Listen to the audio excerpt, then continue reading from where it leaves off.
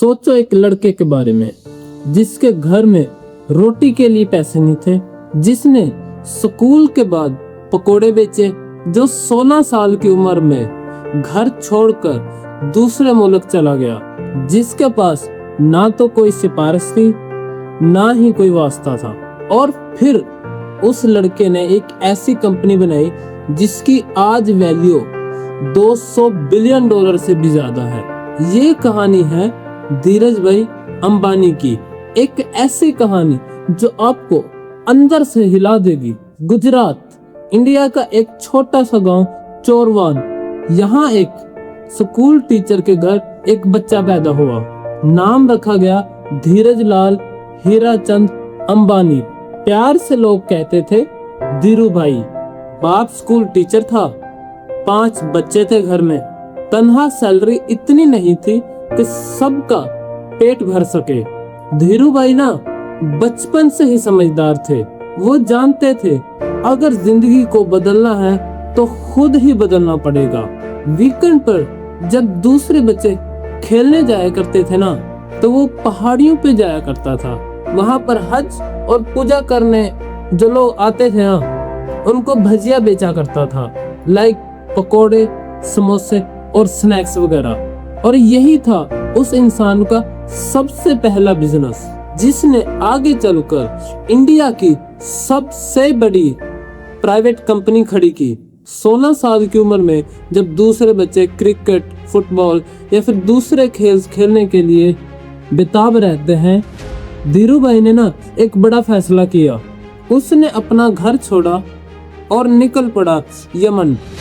वहां पहुंचे तो वहां उसको एक काम मिला, वो एक कंपनी में डिस्पैच क्लर्क की जॉब, महीना सिर्फ चंद रुपए। लेकिन धीरू भाई वहां पर भी अपनी आंखें खुली रखता था। एक दिन वहां उसने कुछ अजीब देखा। यमन के रियाल में सिल्वर की मिकदार कुछ ज्यादा थी और लंदन स्टॉक एक्सचेंज पर उन सिक्कों की डिमांड थी। तो क्या किया धीरू भाई ने?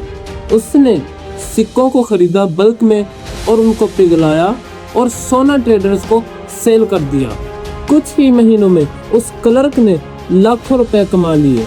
ये था धीरू भाई का माइंड, जो हमेशा एक कदम आगे चला करता था।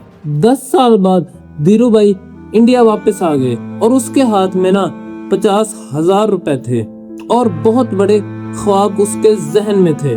मुंबई में ना उसने एक कमरा लिया, एक टेबल लिया और 3 कुर्सियां ली और शुरू की रिलायंस कमर्शियल कॉर्पोरेशन। और काम क्या था उस कंपनी का? मसाले एक्सपोर्ट करो, पॉलिस्टर इंपोर्ट करो। सिंपल सा काम था, लेकिन धीरू भाई का अंदाज अलग था। जब बड़े कंपटीटर्स प्राइस को इंक्रीज करते ना, तो वो अपनी प्राइस को गिरा दिया करता था। जब सारे क्वालिटी पर कंप्रोमाइज करते थे ना, वो अपनी क्वालिटी को मजीद अच्छा कर दिया करता। थोड़ी थोड़ी मेहनत, दिन रात एक करना और धीरे धीरे ये छोटा सा बिजनेस बड़ा होने लग गया।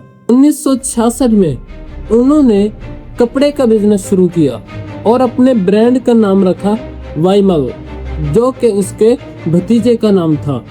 और ये ब्रांड इतना मशहूर हुआ कि इंडिया के हर घर में वाईमल के कपड़े पहने जाने लगे। लेकिन मुश्किलात भी बहुत आई। बड़े बिजनेस हाउसेस ने उसको रोकने की बहुत कोशिश की। उसके कंपटीटर्स साजिशें करते थे। 1982 में एक बड़ी साजिश हुई। कुछ पावरफुल लोग स्टॉक एक्सचेंज में रिलायंस कंपनी के शेयर्स को गिराना चाहते थे। उन्होंने मार्केट में रिलायंस के शेयर्स को शॉर्ट सेल करना स्टार्ट कर दिया। लेकिन धीरू भाई बिल्कुल भी नहीं घबराए। उन्होंने अपने लोगों को कहा, मार्केट में जितने भी शेयर्स आते हैं आप उनको खरीदो। और रिजल्ट क्या हुआ? वो पावरफुल लोग हार गए, रिलायंस के शेयर्स और ज़्यादा बढ़ गए और धीरू भाई अंबानी की एक रेपुटेशन इस तरह बनी कि वो एक ऐसे शख्स बन गए जो कभी नहीं झुकते थे। 1977 में एक नया इनकलाब आया। धीरू भाई ने रिलायंस को स्टॉक मार्केट में लिस्ट करवाया, लेकिन ये कोई आम लिस्टिंग नहीं थी। उसने आम लोगों को, छोटे इन्वेस्टर्स को पहली दफा मार्केट में आने का मौका दिया। 58,000 से ज्यादा छोटे इन्वेस्टर्स ने पहले ही दिन शेयर खरीद लिए। लोगों ने कहना शुरू कर दिया कि इस इंसान ने इंडिया में इक्वलिटी कल्चर पैदा किया है। आज आप जिस शेयर मार्केट की बात करते हो ना, उसकी शुरुआत धीरूभाई अंबानी ने की थी और फिर रिलायंस बढ़ता गया। पेट्रोकेमिकल्स, रिफाइनरी, टेलीकॉम, हर तरफ रिलायंस। और एक स्कूल टीचर का बेटा इंडिया का सबसे अमीर तरीन इंसान बन गया। 2002 में धीरूभाई अंबानी दुनिया छोड़कर चले गए। उम्र थी 69 इयर्स, लेकिन जाते जाते छोड़ गए एक 25 बिलियन की कंपनी और लाखों लोगों को रोजगार और करोड़ों लोगों को एक ख्वाब कि अगर एक भजिया बेचने वाला लड़का रिलायंस जैसी कंपनी बना सकता है तो तुम क्यों नहीं बना सकते। उनका बेटा मुकेश अंबानी आज इंडिया का सबसे अमीर तरीन इंसान है और धीरूभाई अंबानी की कहानी आज भी लोगों को जीने की वजह देती है। दोस्तों, धीरूभाई अंबानी के पास ना तो कनेक्शन थे ना वास्ता था, सिर्फ ख्वाब और उसने जो मेहनत की और अपनी जिंदगी में कुछ करने का जज्बा था। वो कहा करते थे, अगर तुम अपने सपनों को सच करना चाहते हो ना तो पहले उनको देखो। अगर आज आपके हाथों में कुछ नहीं है ना तो याद रखो, धीरूभाई अंबानी के हाथ में ना सिर्फ एक टेबल और 3 कुर्सियां थी। आज का वीडियो अच्छा लगा हो तो लाइक जरूर करना और चैनल सब्सक्राइब करो, क्योंकि ऐसी और स्टोरीज आने वाली है जो आपकी सोच को कम्प्लीटली चेंज कर देंगी।